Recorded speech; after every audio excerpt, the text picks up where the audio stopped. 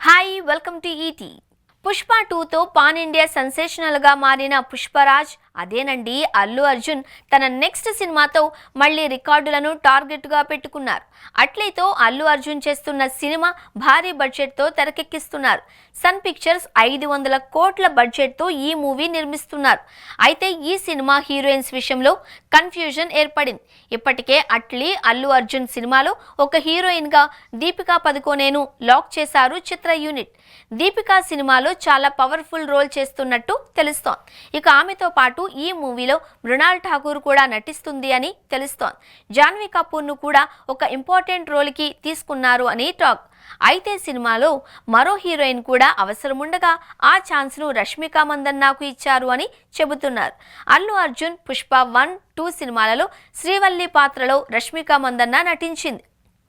అల్లు అర్జున్ రష్మిక జోడీ super hit అనిపించుకుంది. అయితే వీరిద్దరూ పుష్ప 3 కూడా చేయాల్సి ఉన్న ఈలోగా అట్లీ సినిమాలో రష్మికను తీసుకుంటున్నారట. రష్మిక సెలక్షన్ అల్లు అర్జున్ వల్లే అని అంటున్నారు. ఈ మధ్య రష్మిక చేస్తున్న సినిమాలు మాక్సిమం సూపర్ హిట్ అవుతున్నాయి. ఆమె హిట్ సెంటిమెంట్ కూడా ప్రాజెక్టులకు కలిసొస్తోంది. అందుకే అల్లు అర్జున్ అట్లీ తమ సినిమాలో కూడా రష్మికను తీసుకుంటున్నట్టు తెలుస్తోంది. సో రష్మిక ఎంట్రీ ఇచ్చింది అంటే ఇక ఆ సినిమా రేంజ్ మరింత పెరిగినట్టే. బాలీవుడ్తో పాటు టాలీవుడ్లో కూడా బడా సినిమాలు సాయం చేస్తున్న రష్మికకు అల్లు అర్జున్ ఆఫర్ మళ్ళీ ఆమె సత్తా చాటేలా ఉంటుంది అని చెప్పొచ్చు. అల్లు అర్జున్ సినిమాతో పాటు విజయ్ దేవరకొండ, రాహుల్ సకృత్యన్ సినిమాలో కూడా రష్మిక ఛాన్స్ అందుకున్నట్లు తెలుస్తోంది. అల్లు అర్జున్ ఈ సినిమాలో సూపర్ హీరోగా కనిపిస్తాడు అని తెలుస్తోంది. సినిమా అనౌన్స్మెంట్ వీడియోతోనే గూస్ బంప్స్ వచ్చేలా చేశాడు అట్లీ.